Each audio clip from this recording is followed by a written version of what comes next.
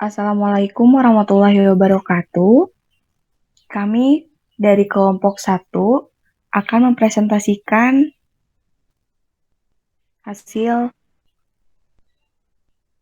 resensi buku Cognitive Discourse Analysis bagian pertama, yaitu latar belakang dan ruang lingkup.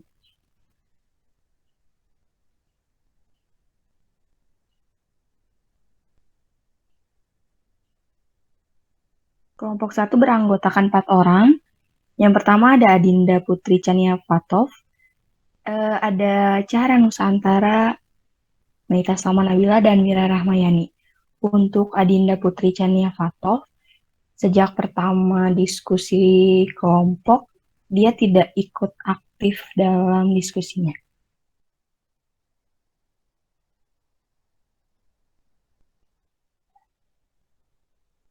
Baik, yang pertama ada representasi mental.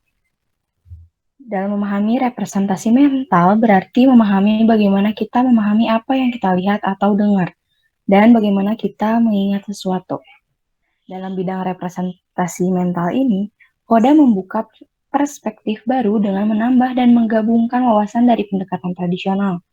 Misalnya, ada sedikit tumpang tindih antara 3 tradisi psikolinguistik, linguistik kognitif, dan linguistik fungsional sistemik atau SFL. Studi yang mengambil pendekatan eksperimental psikolinguistik jarang menarik dari wawasan dalam linguistik kognitif teoritis yang bisa menerangi implikasi konseptual dari hasil empiris tertentu.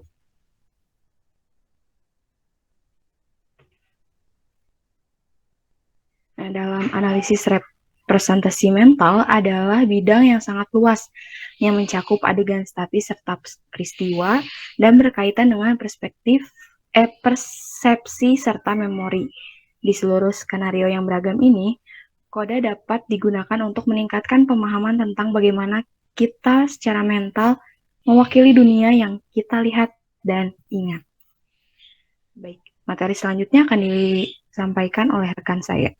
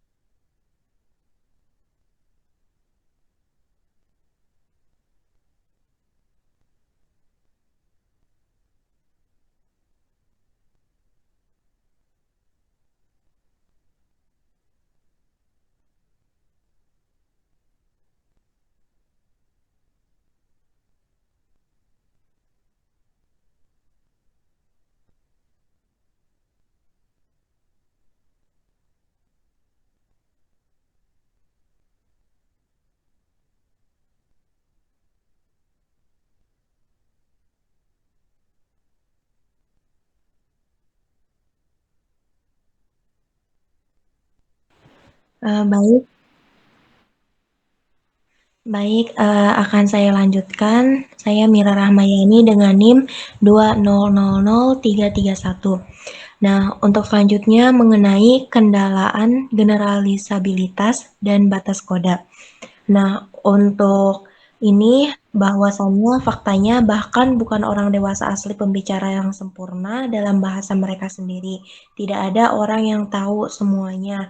Semua orang membuat kesalahan dalam penulisan dan terkadang kita mendapatkan tata bahasa yang salah atau kita berbeda pendapat tentang apa yang benar itu.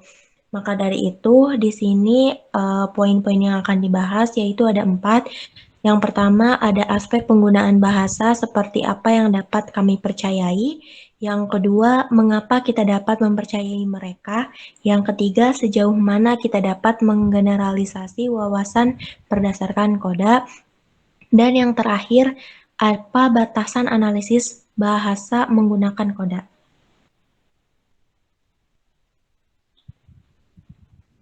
Yang pertama ada aspek penggunaan bahasa seperti apa yang dapat kami percayai. Maka jika kita mengumpulkan data dalam pengaturan eksperimental terkontrol dan beberapa pembicara secara independen mengekspresikan pemikiran atau proses pemikiran dengan cara yang sama, maka mungkin ada alasan yang menarik untuk itu. Selanjutnya, mengenai mengapa kita dapat mempercayai mereka. Nah, untuk ini, jika pola linguistik tertentu dikaitkan dengan kategori pemikiran tertentu, ini berarti menjauh dari intuisi belaka ketika melihat jenis pemikiran yang digunakan orang. Ini sangat jelas jika perbedaan yang signifikan secara statistik dapat didefinisikan, tetapi pola deskriptif itu sendiri juga bisa bermakna. Pendekatan ini menambahkan lapisan kendalaan yang substansial pada interpretasi intuitif dari pemikiran yang diverbalkan.